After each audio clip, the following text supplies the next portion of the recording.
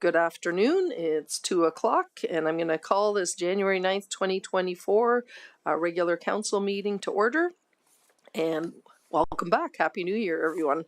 And the first thing will be the land acknowledgement. The city of Fort Saskatchewan is located within Treaty 6 territory and Métis Nation of Alberta, District 11, the ancestral and traditional territory of the Nihilwak, Dene, Blackfoot Saulteaux, Nakota Sioux, and Métis. We acknowledge the many First Nations and Métis and Inuit whose footsteps have marked these lands for generations.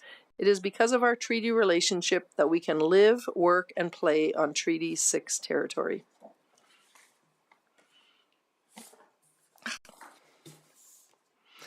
All right, today we have two items on the consent agenda. We have approval of the minutes of the December 12th, 2023 regular council meeting, and item 6.1, cancellation of January 16th, 2024 committee of the whole meeting. Would someone like to make a motion? Oh, okay, Councillor Abatoye. Hang on, sorry. Thank you, Deputy Mayor Blizzard. I'll make a motion that Council approves the consent agenda for items 3 and item 6.1 as presented. Okay, can we cast our votes?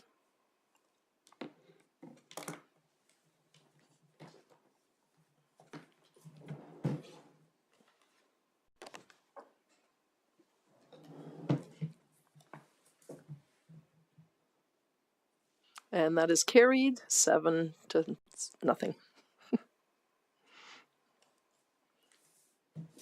And I don't see any delegations here, so we'll move on to unfinished business. And item 5.1 is the Recreation Aquatics Public Engagement presented by Brad Babiak.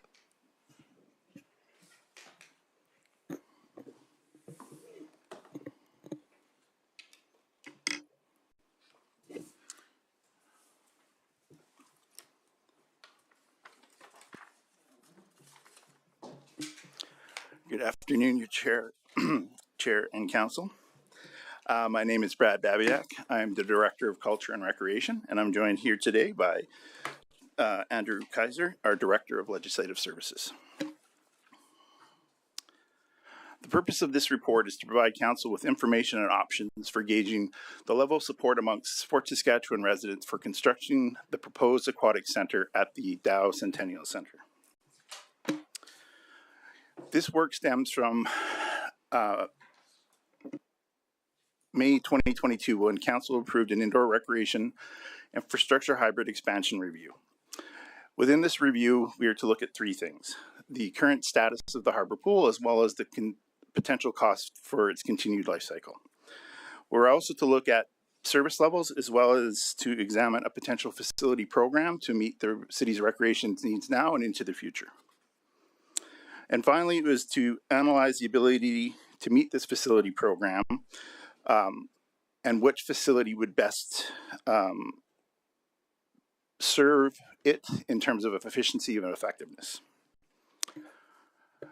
So in September 2023, the review findings were presented to Council, which approved Concept 3, expansion of the Dow Centennial Centre for inclusion in the 2024 capital budget deliberations.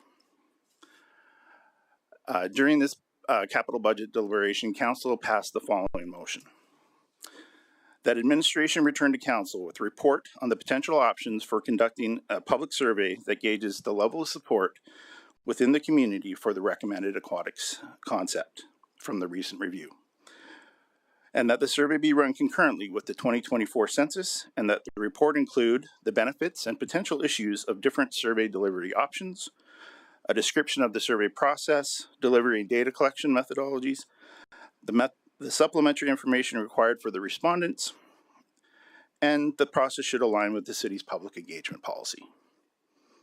Draft wording for a non-binding question that includes the general public to offer an indication of support or non-support for the project was also to be included, and costs associated with the options. and this was to be brought back to council before the end of 2024. So due to the potential timing implications related to some of the engagement options, administration has brought this report, an interim report, forward now to get confirmation about the direction of the engagement approach so that the other options could be further refined. The goal is to return at the end of February to address the remaining items such as the draft question and updating the supplementary information. And again, further to the resolution above or on the screen currently, Council also passed a resolution at the October 20th capital meeting regarding deferring the aquatics planning and construction project pending a council decision on the public engagement. So based on that, administration has halted any planned work related to the project currently until decision is rendered on the additional public engagement. And with regards to public engagement on aquatics facilities, there's been a formal vote on the question in 2017, and residents were again asked or engaged on a level of support for involvement of aquatics facilities through the Recreation Priorities Survey Report in 2021. Details related to those engagements are attached in Appendix A, the previous public engagement supplementary information. In terms of the options, administration reviewed several engagement tactics and have brought forward 3 for consideration. A vote on a question, or typically referred to as a plebiscite, adding a question to the municipal census question, and the other option is to do another household survey, in which we'll now go into more detail on each of those, and I'll turn it over to Mr. Kaiser to start. Thank you, Brad. Good afternoon, Your Worship, Chair, and members of Council. So option number 1 on the screen before you is a vote on a question. A vote on a question, which as Brad said is sometimes referred to as a plebiscite, is when a municipality allows eligible voters to cast a ballot on a question which council approves. This process would be conducted in accordance with the Local Authorities Election Act and is carried out just as an election would be.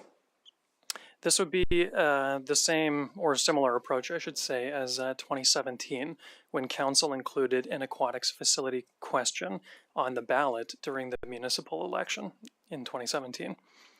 The primary difference in this case would be that the vote on a question would be conducted independently of the next municipal election, which is scheduled to take place October 20th of 2025.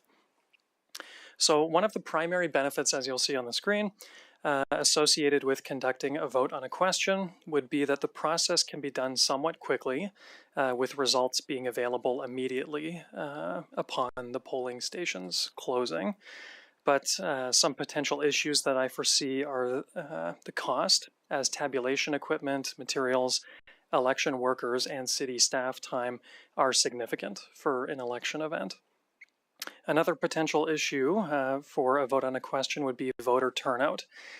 Of course, every effort would be made to promote the vote, but as it would be happening independently of a municipal election, it may not have the same draw for people to come out to the polls. So turnout is uncertain and it's hard to predict. And so just for a reference point, in the 2021 municipal election, we had a voter turnout of approximately 30.7%. And in 2017, we saw a turnout of 37.6%. And then, if you don't mind switching, thank you. And then option number 2 would be to include the aquatics facility question in the 2024 municipal census. So the city's municipal census is another process that is conducted in accordance with provincial legislation, being the MGA, or Municipal Government Act, as well as the Municipal Census Regulation. And in essence, it is a public engagement exercise to gather information specified by the regulation, such as usual residents, number of dwellings, but it can also be used as an opportunity to collect information for municipal planning purposes. So for example, in the 2023 municipal census, we included questions related to primary modes of transportation for residents, where residents commute to work, the languages spoken in the home, among other things. And these kind of questions help ensure the city is identifying needs within the community and then better preparing to meet those needs. Because of the various questions included in the municipal census, it offers a depth of data that other methods, such as a vote on a question, cannot. So, for example, the vote on a question would provide you with two primary data points. One being that individual or respondent is eligible to vote, and the other one being whether they support or oppose the aquatics facility. Whereas the municipal census would, at a minimum, include the enumeration area of the resident or respondent, so where in the city they reside, the number of residents in that responding dwelling, the demographic information of those respondents, and then whether or not they support or oppose the aquatics facility, as well as any other data points that we include as questions. So the municipal census also offers residents more methods for participation. They can complete their census online using our secure web portal. They can provide responses in person from their own homes with the door-to-door enumeration. And they can also call into our office to provide their response, or do so when we call them. Legislative Services, I should say, calls them to ensure their response is collected. In part, this is why the municipal census has such a high response rate, with 91.8% of dwellings responding to the 2023 municipal census. And as you'll see on the screen, some potential issues related to the census would be the timeline for gathering responses, as the municipal census regulation sets out that an enumeration period is 3 months. So for us, that means our municipal census day commences, or municipal census commences April 1st, and information collection proceeds until the end of June. So the raw data would be available immediately. Well, it would be available as responses are collected, but the final data would be available immediately at the end of June. But then developing the more sophisticated reports and interpretation of that data would take some additional time. Another potential issue is the amount of information being communicated in the census to inform respondents before they cast their ballot, so to speak. So while the online census tool is perfectly equipped to provide information to respondents, it might become almost unwieldy for the door-to-door enumeration, as vocally articulating all that information to residents might be a bit long-winded. One thing to also note is that the census collects responses per dwelling, so it may not reflect each individual's response from that dwelling. And then that's it for me.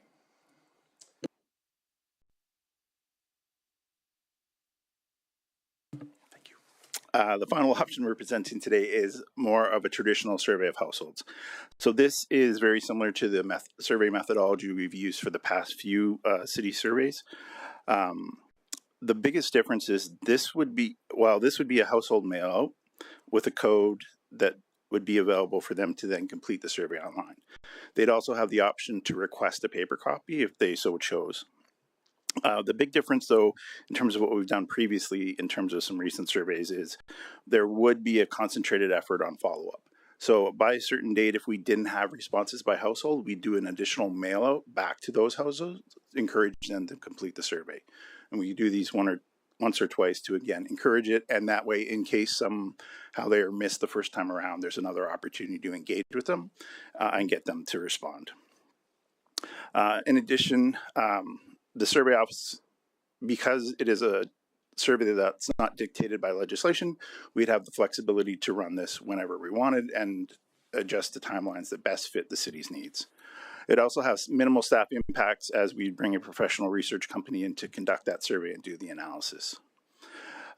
Much like the census, it would provide more comprehensive data than just a vote on a question, because we could, again, add additional information on demographics of either the household or, if it was choosing, the individuals within it.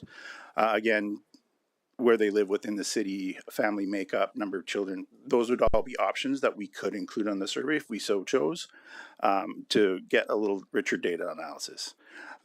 This analysis would be very efficient, though, because, again, like the census, it would be conducted online. So as the information becomes entered into the system, it's almost instantly processed by the software, and we could get live responses in terms of results. Some potential issues is this probably has the lowest expected response rate of the options we're providing. Our most recent survey we did as part of the review had a response rate of 13%, which was one of the highest in recent times. Again, there was no follow-up related to that, so we would hope to grow that number with that follow-up. And there's also complications in terms of eliminating responses if you wanted an individual, only one individual per household, because as the city has around 11,000 households, but close to 18,000 adults, there are multiple adults in a household. And so you would be asking if you wanted only a household response for one person to provide a response, and we would not know how they go about making that decision. Or there could be a way of working with the consulting company to target individuals, but it would take on a little additional work, and we wouldn't be able to validate the integrity of each person because we don't know the name of every single person in the city. So we have no way to validate the number of people or people by names. We'd only have the number of people who responded. And so if there was more people that responded than in the city, we wouldn't know which were good results and which were bad. So that's something that we definitely want to work with our consultant on. And then there's also the potential for survey fatigue, as the city has done 3 recreation-related surveys in the past 4 years. And so that means either people may feel very engaged and want to participate, or they feel they've provided a response and they may choose not to respond. So in summary, I'll just make note that all 3 options would have this potential issue around self-selection. That meaning that every person, basically, there's no mandate for anyone to complete this information. So everyone consciously makes the decision if they want to participate in any of the 3 options or not. So what we would really want to focus on is ensuring the residents feel engaged by our communication and marketing strategy and the issue itself in order to get them to participate in whatever engagement opportunity we presented. I'll also just note that all 3 options align with the city's policy on public engagement. So we would ensure that we offered an inclusive and the most engaging way possible based on that. In terms of the supplementary aquatics information that we'd have to provide, it would be consistent with all 3 options. It would just be a question of where it may be lived in terms of either a website, piece of paper, or those types of things in terms of how we passed it along, as it were. So the key information being considered right now is the current status and potential future investment needed from the harbor pool, and this is again from the review report. Also a 3D rendering of the proposed DCC expansion and service levels concept. We'd also provide the Class 5 estimates for the capital costs and the debenture costs, alongside with the operating expense estimates.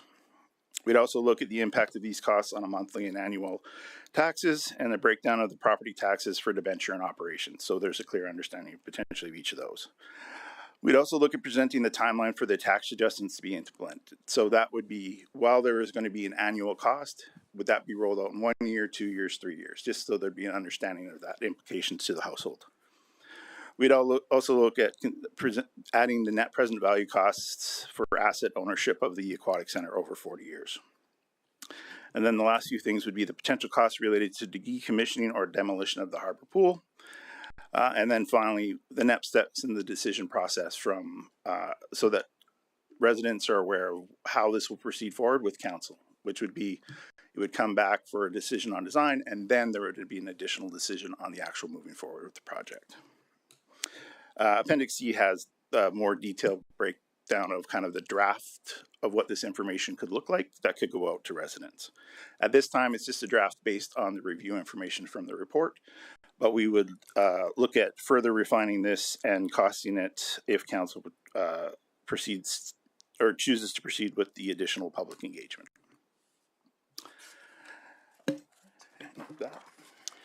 Thank you, Brad. So, based on administration's assessment of the options presented, it is our recommendation that an aquatics facility question be added to the 2024 municipal census. This is the option that is projected to provide the most responses, the most holistic data, and it is the most accessible options to residents. The recommended motion for council's consideration would refer the matter back to administration with the direction to prepare for council a detailed plan of exactly how this would be executed. And then next slide. Alternatively, if council wishes to proceed with a vote on a question, a similar referral motion could be passed, except this would direct administration to prepare a plan specific to the vote on a question. Next slide. Another motion has been prepared if council wishes to proceed with the household survey option, which Brad outlined. And then finally, a motion has also been prepared for council if they wish to forego further public engagement and direct that the aquatics facility item proceed as previously planned. And there you go. So potential next steps for this would be, if the recommended option is approved, a question on support of the new aquatics facility and related supplementary information would be brought back with the census approval council report in February of 2024. With that, we'd be happy to take any questions. All right, we'll take clarifying questions of the presenter, and I see Councillor Harris has his name down. Yeah, I have two questions. Mr. Kaiser, so currently when we administer a census, somebody is asked to respond on behalf of the household. One of those questions would be, how many residents live in the household and what are their ages?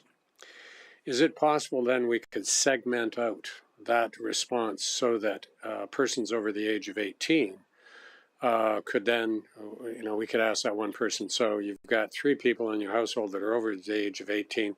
Can you tell us how many of those persons over 18 support or do not support the construction of an aquatic facility at whatever the parameters of the questions are?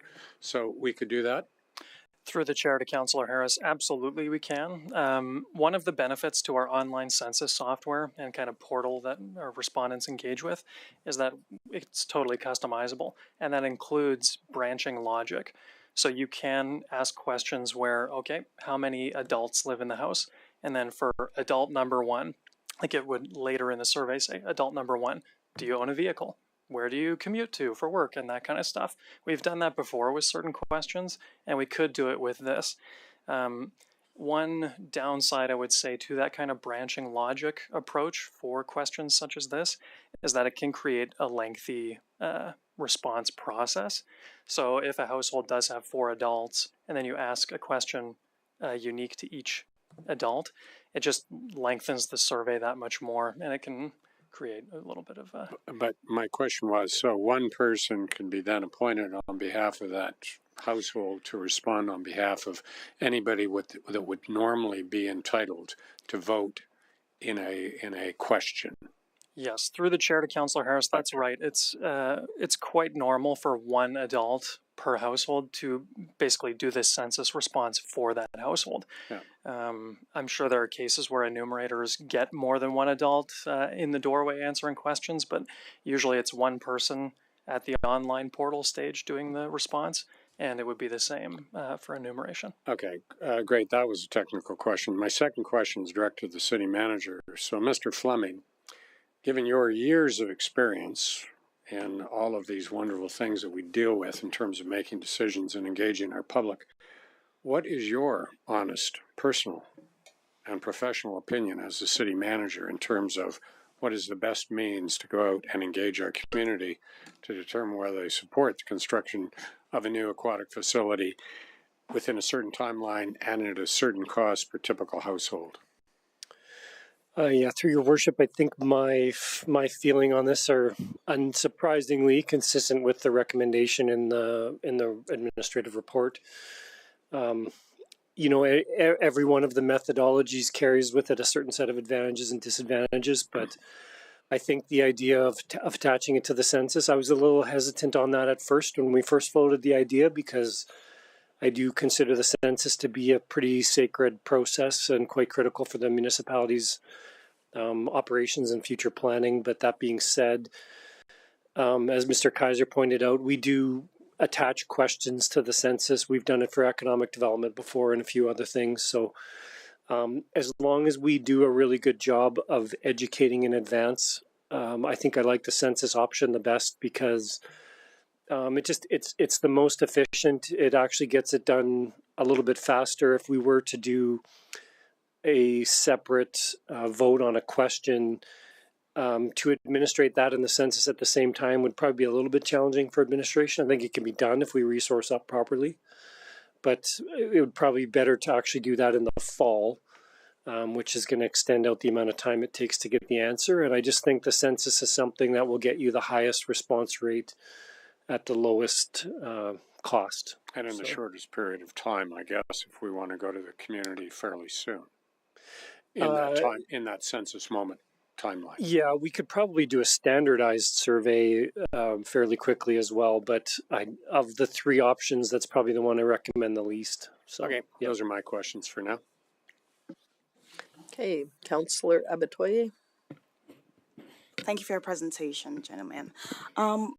My first question is about getting real-time information for the census, because what Brad had said was that with the household survey, you're able to get the information real-time. So my question is, with the census, why aren't we able to get the information real-time? Why do we have to wait till the end of June before we get the information, especially since some can be done online? Through the chair to Councillor Abitoye, I maybe should have highlighted that a little bit more in my presentation, but that online census portal, you can log in at any time and see responses to date. So we actually would see live responses, and but just not the total, just because of the dot. Okay. Yeah. I'm asking this question because I'm just trying to take out the ways that we can mitigate those cons you talked about with the municipal census. And the other one you had mentioned was the door-to-door. So what's the percentage of the people that we actually, go door-to-door to get that census information compared to the total? Through the chair to Councillor Abitoye, that's a great question, and I don't know if I have those numbers right off the top for Probably you. Probably insignificant, right? I think guessing. the online responses before we really pushed the door-to-door enumeration was around 68% of dwellings had responded just through the online portal. But then enumerators go out, and then people are reminded of it, and then go online to complete it. And those numbers, I don't have those readily available, okay, just because we didn't require that level of reporting. Okay. We could have generated those statistics, but didn't really require them at the time. So, okay. But a great deal of the census is completed online. Okay, thank you. Can I ask one more question? Thank you. And my final question maybe is about the supplementary aquatic information. So what is the plan for that? Is the plan to provide information that would go out to the residents? Because I'm looking at this information, everything makes, well, most of it makes sense, but I'm thinking net present value. What's the layman going to do with that information? For example, like I feel like we're getting too much into the details. So what is the purpose of this this supplementary aquatic information? Yeah, through the chair to Councillor Abitoye. The purpose of the supplementary information is to try and summarize much of the discussions that have taken place at council over the past year and a half. To your point, though, there is a greater level of detail here that would require some explanation, most specifically the net present value. We have been thinking about how to put that into plain language, as it were, what that actually means. I think that one does require some additional context for people to actually understand what it says. And so that would be a piece of work, but we'd welcome council's feedback on whether they see value in that or if it should be more limited in terms of the amount. So what I'm trying to understand, though, is this information is going to be sent out to the residents? Through the chair to Councillor Abitoye, that is correct. Either it will be, if they get the information for, say, the census, it would be part of the package, or it would be online and there as well. We'd also put it on our websites and stuff and make it readily available in multiple ways so that the public's able to see it. We also in 2017 had that more concise quick facts. Okay. And so there could be something a little more concise even, but with that link to be able to go and get information. I think simple, the more simple the wording is, the more that's what we're going after, right? It has to be as simple as possible so that people understand. Net present value, you just lost people with that. Okay, thank you. Thank you, and we'll have Councillor Kelly next. Oops. Thank you, Deputy Mayor. I haven't excuse me, done a voice check. Am I coming through clearly? Yes. Thank you. Uh,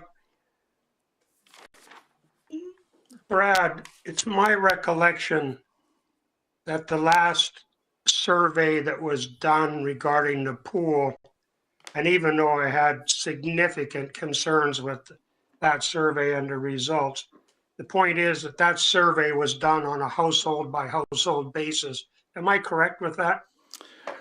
Through the chair to Councillor Kelly, yes, that is correct. Thank you. And I just note some personal concerns with the concept as suggested of perhaps allowing a household survey to specify the number of adults within the house and whether or not they agreed with the survey. How would we handle, if we were to do that, and I'm not suggesting we would, but if we were to take that approach, how would we count the households or the residents in households that chose not to itemize their results on an individual basis within the census? In other words, I think we're opening up a Pandora's box by getting into that level of detail. Any thoughts on that? I guess that one's for me. Through the chair to Councillor Kelly. Like I said earlier to another question, is that usually we get one adult completing the census on behalf of everyone else in that household. So we have the capability to do that branching logic and have a response logged for each adult, but realistically, we are collecting information from one person on behalf of others. So I don't think I would recommend the branching logic approach. I think per household response would be sufficient, because even with doing, I'll call it napkin math, although these are with legitimate numbers, if we collected at the same response rate, 91.8% response rate for the census over the 11,930 dwellings, that's nearly 11,000 responses. So whether you need to go deeper and get per adult responses, I'm not so sure. I think a per household response would give us plenty of data to work with. Excuse me. Thank you. Appreciate your comments. Councillor Burgett, I'm going to chime back in for the second round. Thank you. Thank you, Councillor Kelly. And we have Mayor Gil Ketcher. Hey, thank you very much, and hopefully you can hear me as well. So that was a similar question that I had, was really that, so if we have 11,000 plus households that respond to the census, and somebody decides that in their household they are adamantly opposed to what the person put in, are they able to call in and get a code to be able to actually have their voice heard as well? I know through the household survey that we did, we allowed for something like that. But I mean, if the numbers are coming in and you've got 11,000 households and say 9,000 of them said, yes, we like it, but you still had a few that were like, no, I don't agree with what my spouse put in or something. Do you have an option for that? Through the chair to your worship, that's a great question. We haven't really fleshed out that idea yet. I think if we are referred to come back with more details on how to implement and execute the census option, we can contemplate how to address that issue with our vendor. The vendor that provides our census software, they help many municipalities, and I'm sure they've encountered challenges like that before and found ways to mitigate that risk. So I could take that away. Okay, and then my second question is, when you did the household survey, what number of respondents again did we get versus the census number that you're talking about? Yeah, through the chair to Mayor Ketcher, 15 or 13% was the response rate from the last household survey. Okay, so then 91% versus 13% should be more statistically correct, right? Oh, I was going to take that one because it's an easy one. Through the chair to your worship, yes. Okay, I'm good on questions. Thank you, Deputy Mayor Blizzard. Deputy Mayor Blizzard, I was going to chime in on the previous question as well, just for council's edification, because I think this has come up in 3 different lines of questioning. We will definitely, this idea, if the census option is chosen, if the idea of allowing for multiple responses from a household is something we will take away and discuss. But I do want to put it out there for council, if I may be so bold as to say that our initial discussion around that was not to allow it. It creates a little bit of complication in allowing one person to speak on behalf of others. I know that's kind of the way the census itself has always worked, but those were factual questions that somebody was giving an answer for rather than opinion-related questions. And it would open up some logistical challenges that I'm sure we probably could deal with related to the census itself. And again, the census is a bit of a sacred animal. So our initial discussion was that the folks in these households are going to have a bit of a conversation and come to an agreement or flip a coin or do something, which was kind of one of the downsides of the census option. We really think it's best and cleanest if it's one response per household. But again, we will take it away and give it another look. And I just put that out there now so that council also has time to think about it between now and February when we come back, if this is the census is the option that's chosen today. Thank you very much. Before we go to round 2, I'm just going to I have a question too. So for option 2, you kind of, in your presentation here, it said 78,000 for the cost of option 1.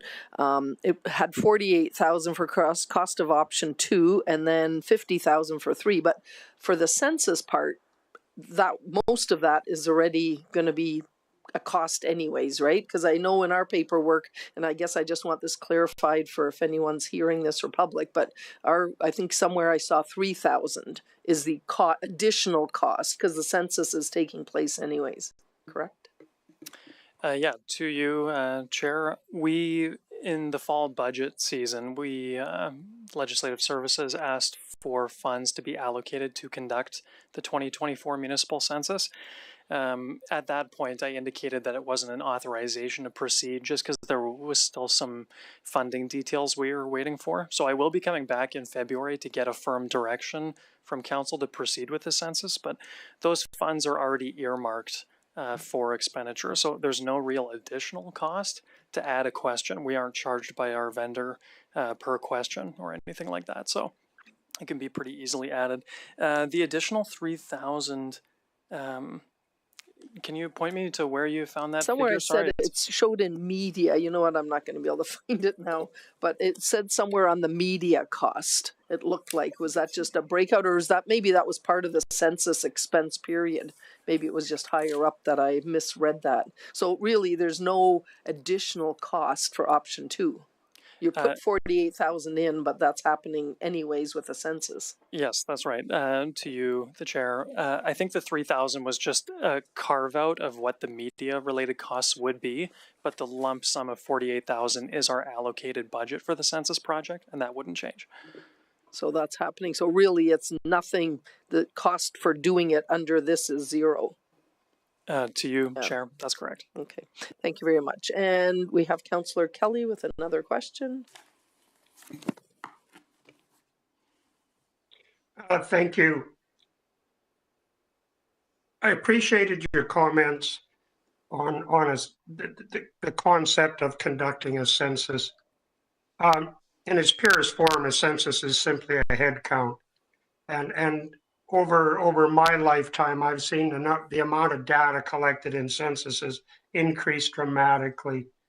So just to be clear, I know you stated this, but I want it to be clear in the public record. It is not unusual for a census to collect data over and above the strict demographic data of who lives within a region. Through you, the chair, to Councillor Kelly, no, it is not uncommon for a census, a municipal census, to conduct additional information over and above what's required by the regulation for municipal planning purposes. That was one of the first questions I posed to our software vendor, who deals with many municipal censuses of municipalities ranging in size. And they have asked other municipalities have asked questions about municipal facility construction before, or any number of questions. It's not uncommon to go over and above the baseline information for any municipal planning purposes. And as we spoke about before, the previous municipal census, we asked questions for the benefit of economic development, planning and development, because we meet with those departments to say, okay, what's important now, and with an outlook at the future, what kind of information do we need? So this would be in alignment with that. Thank you. Great answer. It's my understanding as well that given the recent policy of the provincial government, that it would seem to make sense for municipalities to conduct regular censuses going forward. And assuming that is correct, then I think, does it make sense that this in fact could be a trial run for an approach that the city could adopt going forward, where we flesh out the community desire or response or feelings toward any number of things, recreational, cultural, snow plowing, for instance. I mean, I'm not suggesting we would flood a census with 50 questions, but the city could in fact use our census going forward and reduce some of the costs for the rather poor modeling we've tried to accomplish historically. Does that make sense, Andrew? Through the chair to Councillor Kelly, yeah, absolutely. As I've said, the census is for obviously the provincial requirements, but also municipal planning purposes. And so, yeah, we do collaborate with other departments to see what questions we should include, what's important now, so to speak. And in future discussions at budget time, when I'm talking about funding future census initiatives, council can provide feedback at that moment about what's important to them. And yeah, that's definitely something we can entertain in the future. Perfect, thank you. Deputy Mayor, are there people behind me? Should I weigh in for a third round, or can I keep going? You are the only one on the list, so keep going. Okay, thank you. I don't want to beat this up too badly, but I'd like to refer you folks to Appendix C. It's my understanding that this is preliminary and a first run at it. I just have some questions. Let's look at bullet point 3 on Appendix C, which is, I think, page 24 of the package. Preliminary 2023 preliminary cost estimates. And the third bullet within that says the net present value 204 million. The last number I heard from administration was 250 million. So what number in fact are you anticipating using for this, for purposes of public disclosure? Through the chair to Councillor Kelly, yeah, this is the number that is associated with the $49 million capital project and the city's current reserve policy. The $250 million number, my apologies, that was provided to you was in response to your question about what would be if we actually move to that higher level of reserve investment. So 204 would be the accurate number for what our current city policies are. Okay, that warrants some additional questions, if I may. The whole concept of net present value, it's to calculate the present value in today's dollars of future cash flows. Administration and the consultant provided council with a report last June. It was the second report of 3 that stated in there that it would be wise, prudent to reserve, set aside 1.5% to 2.5% of original cost for capital upgrades throughout the life of the facility, particularly when it comes to pools. So that 1.5 to 2.5% seems to be the economic number that consultants are suggesting, experts are suggesting, which has really no bearing whatsoever to our reserves. So are we going to do a present cash flow, a present value of cash flows, or are we going to do a hybrid model? Because if you insist on the hybrid model, I'll have future questions going forward.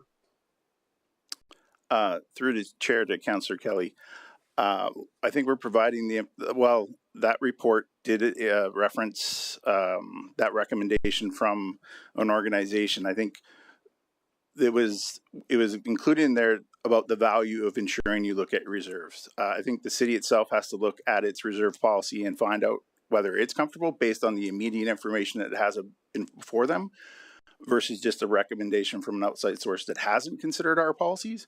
And then I think based on that, and most importantly, based on council's direction, what will be the city's policy on the reserves? And I think we'd want to stick to the policy rather than trying to come up with a number that isn't in our policy in terms of coming to a calculation.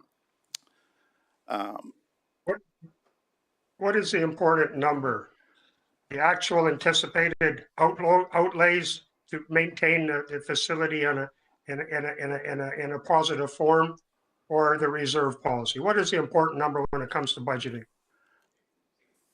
Through the chair to Councillor Kelly, I would, our members of finance would probably best answer, but I would hope our reserve policies consider that exact question, and that's the level of funding we put forth to our facilities. The Harbor Pool is 40 years old. The reserve policy, I think, has served it well considering its current state. So again, while there is an organization that has made a referral to a number, I think we have our existing actual data from our reserve to consider as well. So I'm not sure I would definitely say just because the number's higher, it's the right number. But again, that's up to council to make a decision on based on the reserve policy the city has that council puts or provides direction on.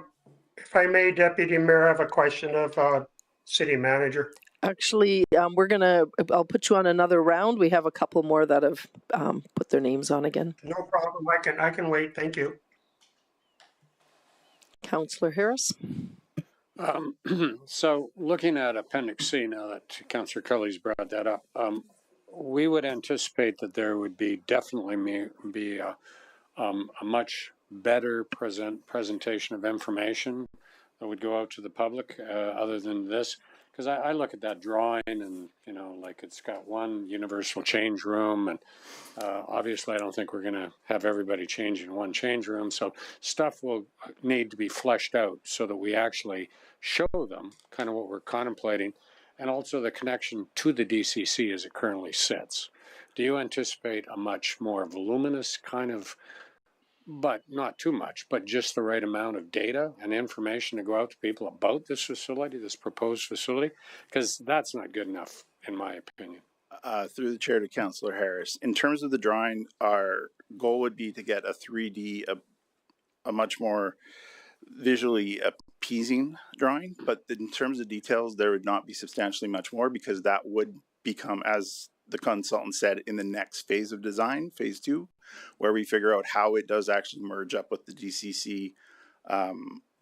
Again, we said this is just more about the square footage at this point rather than the actual design amounts, because that's what was proposed in the budget, is to do that next step of work. At this point, it would just make it more visually engaging, but it would not be any more precise in terms of what we're presenting. Well, fair enough. But that's information ultimately that will come back to us, so the council is totally cognizant and comfortable with the information we're going to float out to the public, notwithstanding what you just said.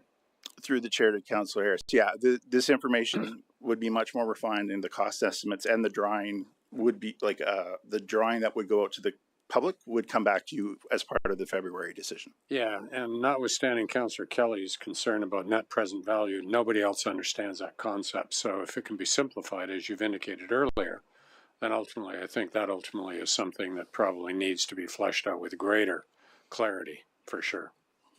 Thank you. Councillor Abitoy. Thank you. Just two quick questions. So the extra questions you have in the survey, in the census questions, so like you talk about transit and economic development, are they optional questions? Like people that go online, like if they didn't refuse to answer them, for example, are they able to submit the census, or it's mandatory? Yes, through the chair to Councillor Abitoy, our baseline questions that are part of the municipal census regulation are required questions in order to submit a response. So those are the stats that we submit to the province for the census to be considered valid. If we add additional questions for our own purposes, those are not necessarily mandatory questions. They could opt out of them because we still want to collect that baseline information, but they don't necessarily have to continue.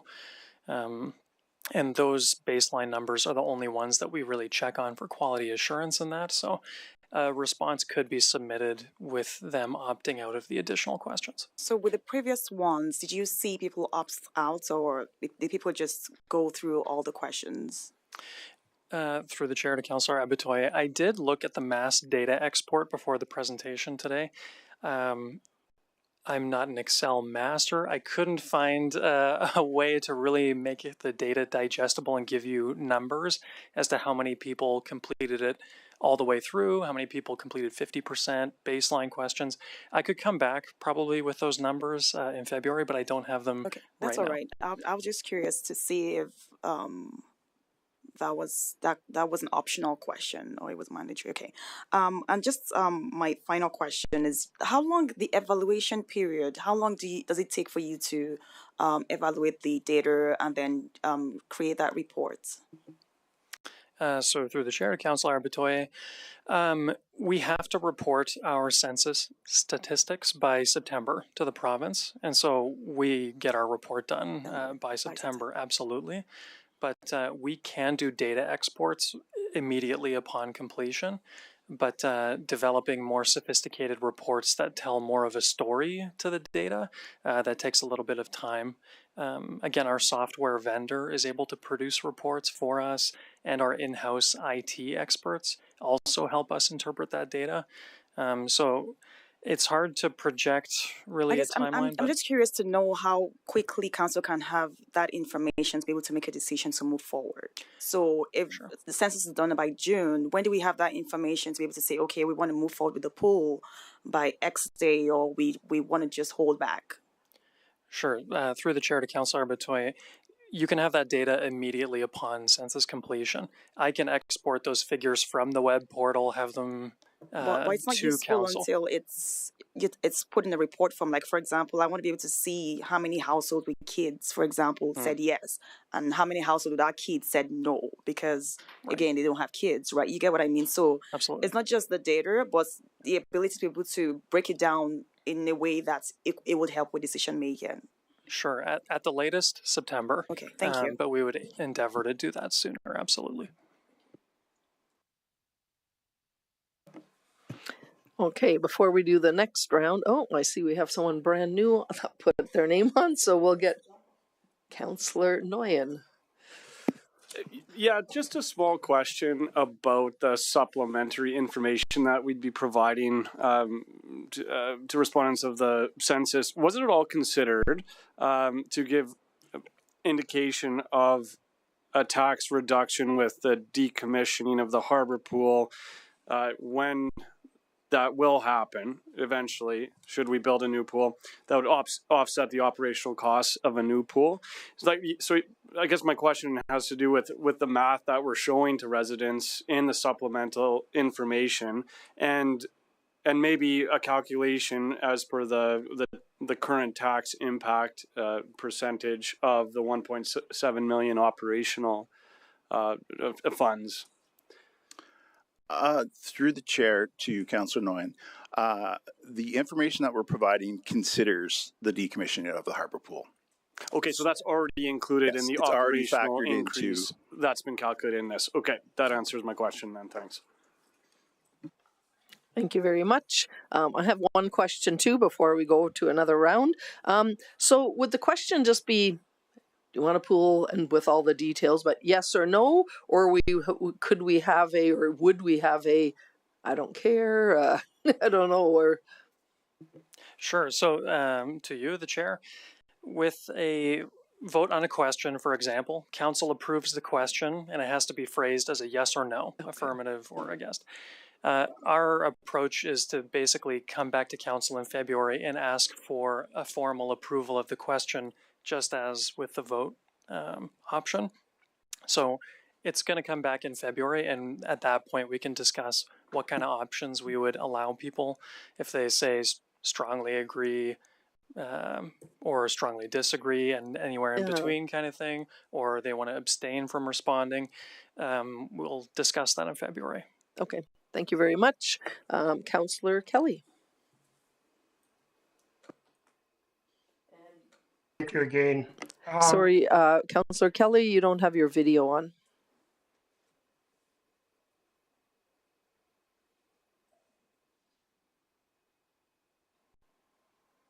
Are you still there? I am here. There. Can you see it now? My screen is frozen for some reason. I got sound, but no movement whatsoever. Can you see my video? I can't see the video, but go ahead then. When we get to break, I'll restart. I got sound right now, so I'll continue if it's all right with yourself. Yes, that's fine. I'm prepared to make the motion when the time is appropriate, Deputy Mayor. I have lots of comments on the comments that have been made during question period. I think there's some comments that need to be addressed. I do have further questions, but those as well can wait. So I'm prepared to make the motion if you're prepared to accept it. You can make the motion. You bet. Thank you. I move that council refer the Recreation Aquatics public engagement matter back to administration for further information on the inclusion of an aquatics facility question in the 2024 municipal census, and that administration's responsive report include A, the question to be included in the census, B, supplementary information to be provided to respondents within the municipal census online portal or by enumerators, and C, a communication plan to precede and coincide with the municipal census, and that the matter be brought back to council no later than the end of February 2024. Thank you very much. Would you like to speak on that? Yes, I would. Thank you. There's been two councillors suggest that nobody understands present value. First and foremost, I don't understand present value if we don't stick to the rules when we calculate it. It's present value of anticipated net cash flows, period. Not net policy, net cash flows. We had a report presented to council by administration that indicated the amount that should be set aside or by a prudent municipality to properly budget for capital replacement throughout the life of a swimming pool. I fail to understand why that number would not be included in the calculation. It's with some chagrin. I'll hearken those of us on council that were around for the prior term when we had discussions about introducing a paid full-time firefighting force within the city.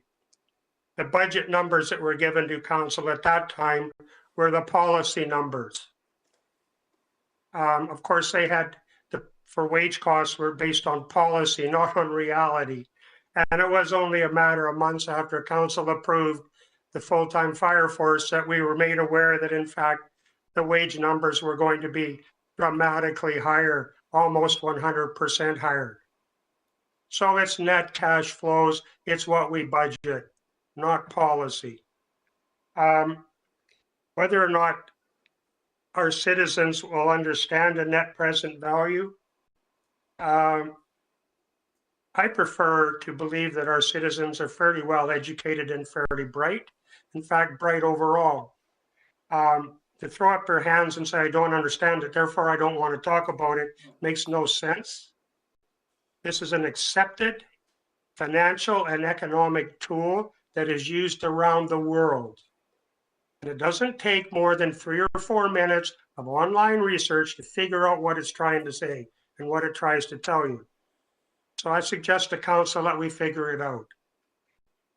But however, if in fact net present value isn't the number, what we could give and what we probably should give in addition to a net present value is just the total cost. And everybody will understand this clearly because there can be no confusion. The total anticipated budget cost for the 40-year life cycle of the proposed new pool. That number will be much, much larger than the net present value calculation. But I'm good with giving both. In fact, I suggest that we should, just in case there's any confusion in anybody's mind as to what those dollars actually represent. It is a commitment for the next 40 years. That's what it is. Our policy, our communication policy, and I'm paraphrasing it, but it's available for all to check readily, states in there that the public will be provided all information, not information suitably vetted, but all information necessary to make an informed opinion. Yeah. So yes, we're going to have to use some judgment on how that information is summarized, how it is presented so clear. I got whispering going on. Am I interrupting somebody? No, No? Okay, I'll continue. And now I lost my train of thought. The point is that we cannot assume our populace is stupid. We cannot assume that they won't care, and we cannot assume that they won't take reasonable measures to become informed. We will give them the information necessary as per our policy and as per, I believe, our role as councillors. It's that simple. I'll leave my opening comments at that, but I am going to have questions when the questions roll around, Deputy Mayor. So I'll flag in on that process as well. Thank you. Thank you very much. And we have Councillor Abatoye.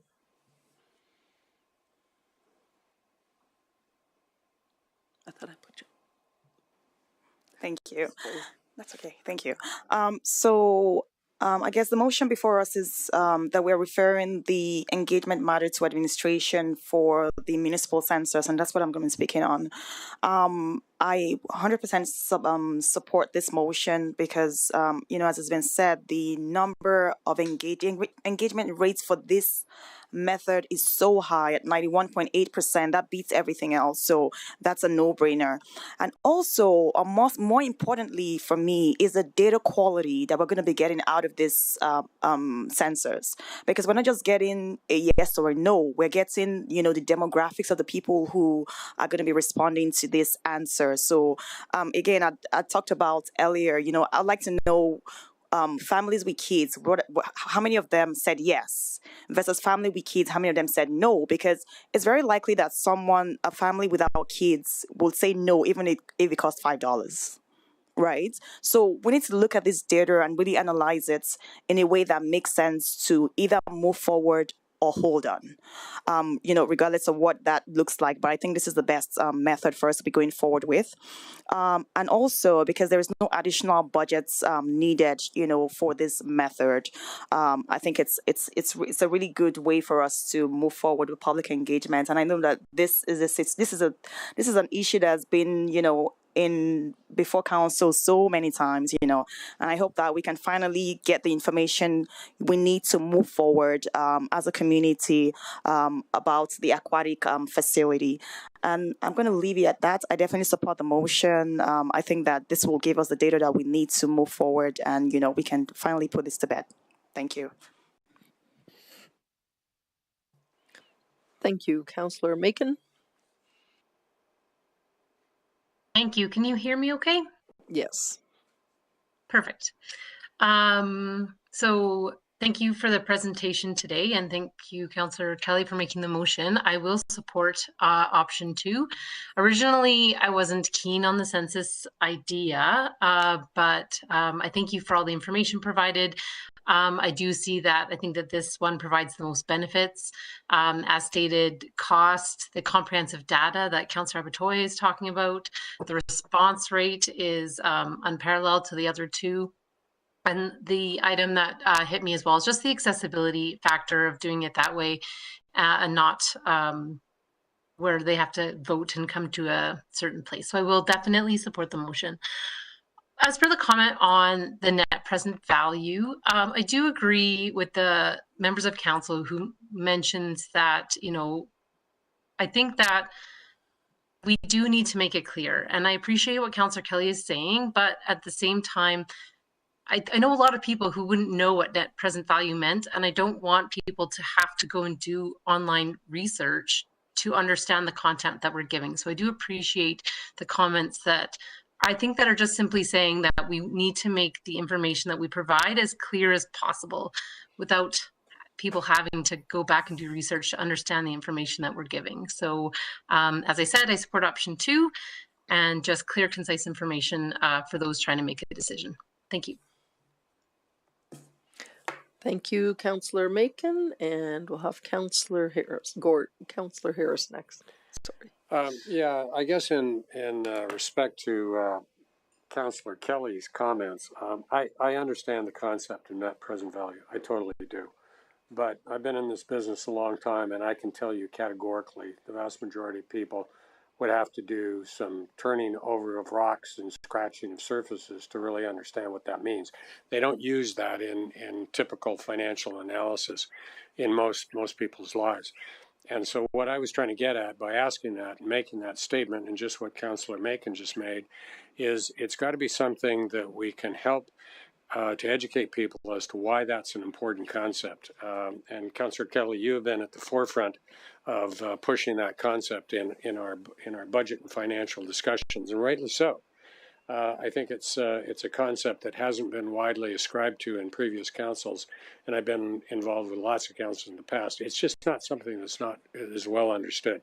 It's a technical analysis that if you're in finance, you understand it. If you're not, you go, well, really, what is that? And so if we can paint a picture and direct people towards that picture with the right amount of information presented in the most cohesive and straightforward way, I think ultimately we will help to inform people in this important question. I'll support the motion on that basis because I think we need to find out really what people think. I dare say there is going to be a mixed bag of support for this particular project. It's an expensive project. I don't think personally we're ready for it right now, but I've expressed my point of view about a new aquatic facility in the community as opposed to upgrade to Harbor Pool. But at least finding out what people think and doing it in the most cost-effective manner is something that I will support, and then we can let the chips fall where they may. And that's kind of where I'm coming from on that, and that's why I'll support this motion. Thank you very much, and we're going to go to Councillor Nguyen.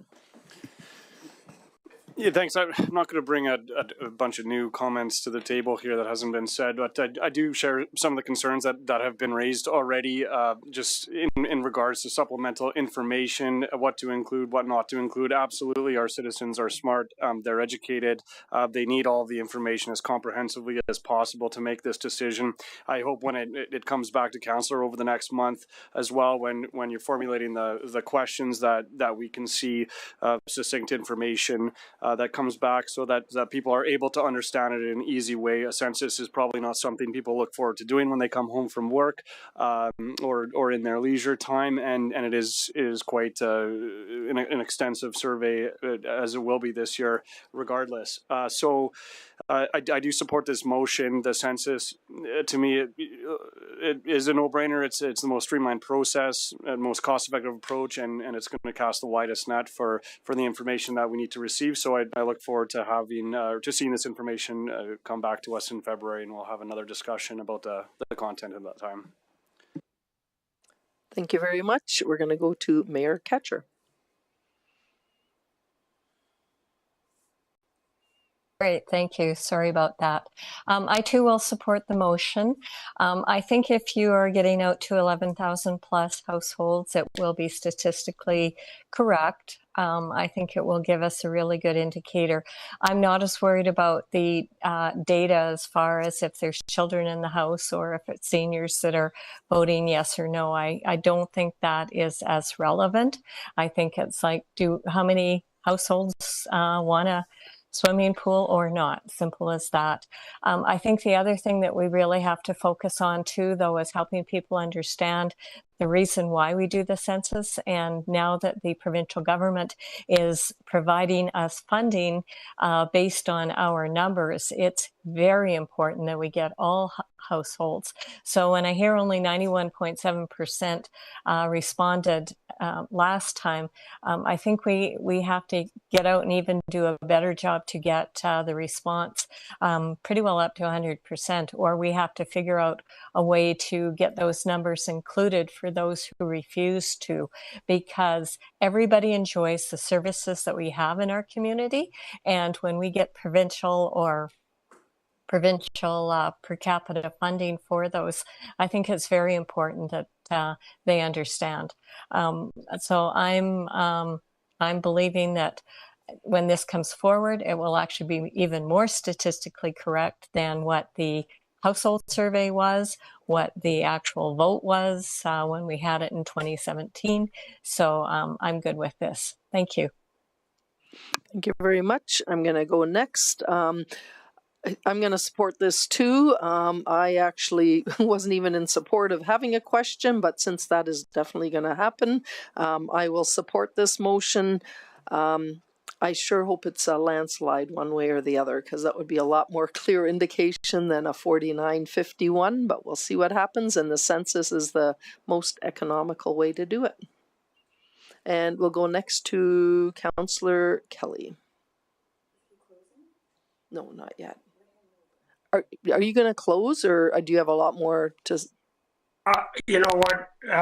We have one more on our list. If we have one more to speak, then let that person speak and I will close. Okay. We're going to go to Councillor Abetoye. Thank you. I just wanted to say that's why we have a diverse council, right? Because again, we have a large community and there's all kinds of representation of demographics. So it's important to be able to see that data and see what that data tells us, right? It's not just about saying a yes or a no, but what is that data telling us? And that's what I want to see from that census. And I just wanted to come back because I forgot to mention, because I was the first person to raise this net present value situation. Again, I'm an economist, I'm a project management professional, so I definitely get the concepts. But again, it's going back to I'm not even going to say what everyone has said, but important thing is just simplifying the information that we're taking out to the residents, and that's all I'm asking for. Thank you. Okay, thank you very much. And we're going to go to Councillor Kelly for close. Thank you. I think we have consensus here. I don't need to beat this up in too much further. I do want to take a second and just offer the comment back to administration that I'm not looking for the highest present value number. And I'm not suggesting in any way, shape, or form that the highest is the preferred or best number. I'm looking for the accurate number. It's that simple. And when I note the difference of 204 to 250 million based upon two things, whether we use our policy or whether we use the number that was suggested by professionals and experts as given to council in one of the reports, I have concerns.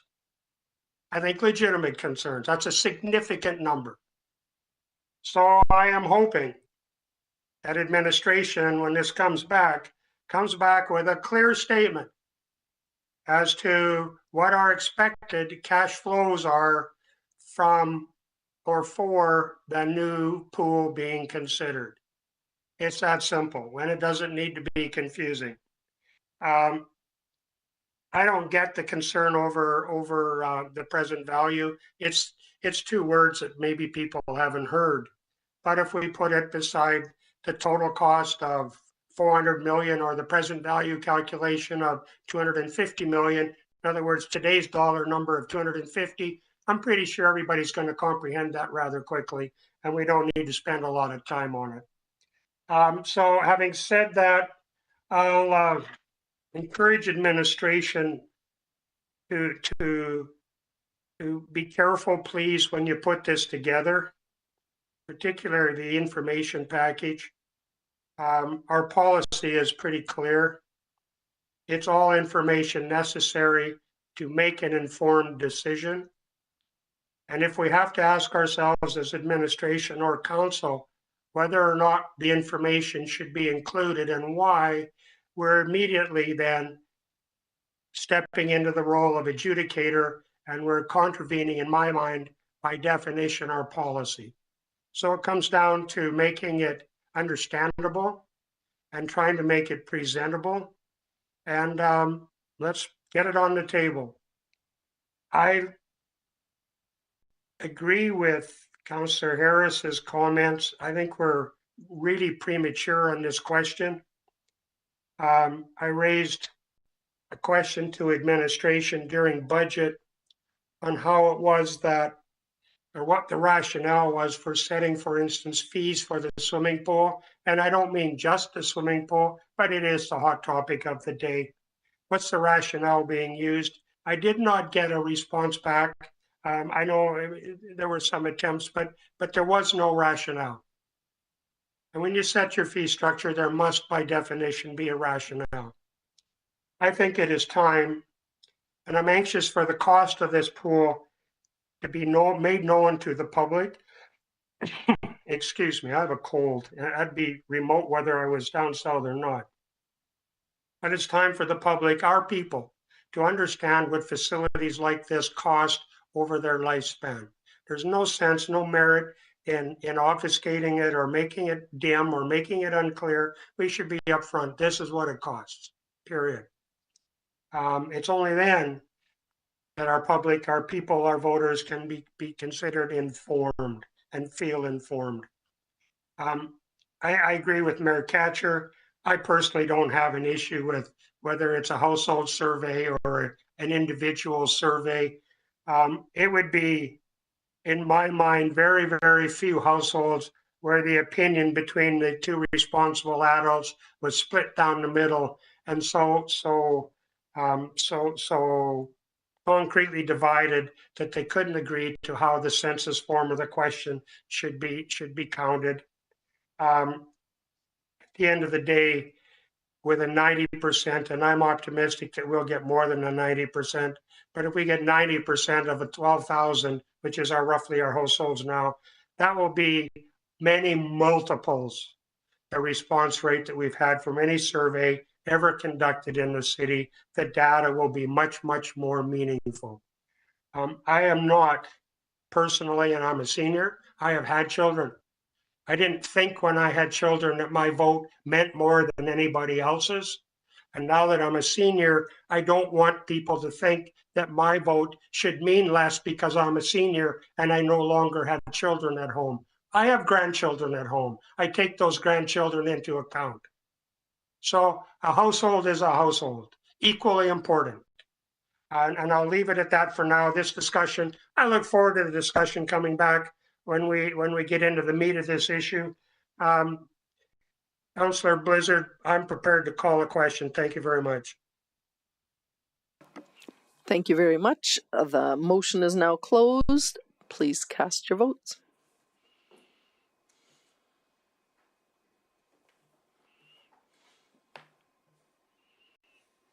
The motion is carried unanimously. Okay, next on the agenda, are there any notice of motions?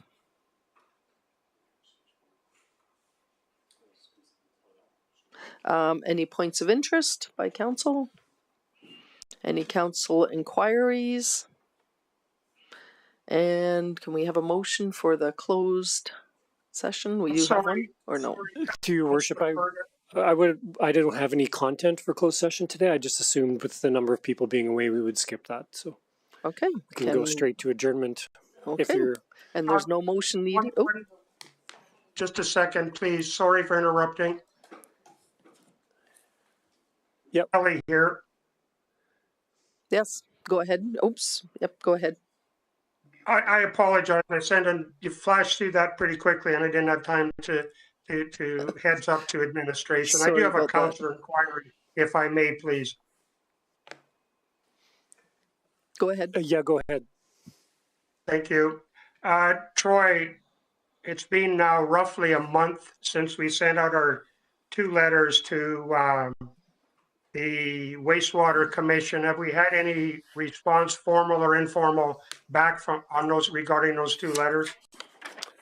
Through the acting chair, I had a meeting with the commission manager not long after the letters went out, and I was told at that time that they were still working on a response. So I believe there's still a response forthcoming. I could also ask Councillor Harris if he's had any more recent conversation with the commission manager as well. Oh, sorry. Yeah, Councillor Kelly, that particular issue is being addressed right now by the commission manager. In my capacity as vice chair, I met with both the manager or the CEO and the chair before Christmas. And so she's working on it, but I haven't had a chance to talk to her since the Christmas break ended. But there will be a response forthcoming. And we have a meeting towards the end of the month. And I suspect that it will come out before then in terms of what the commission has to say in relation to the concerns that were expressed by the city of Fort Saskatchewan in those 2 letters. So it's forthcoming. I think, Councillor Kelly, I'll follow up as well just to see if I can get a timeline from the commission manager on when we can expect a response. It's my recollection that one of the letters requested that the commission manager attend a council meeting and update council on the plans. Is that recollection correct? Through your worship, I believe that recollection is correct. So I can also inquire about possible dates for that as well. It's that I'm most interested in, Troy, as a councillor. I would welcome any written response they wish to provide, but I think it's most important that council have a chance to meet and listen to the plans of the commission, particularly in light of what we now know. So will you update council, I guess, by email when you have more information? Through the chair, yes, I'll do that. Perfect. Thank you. I'm done.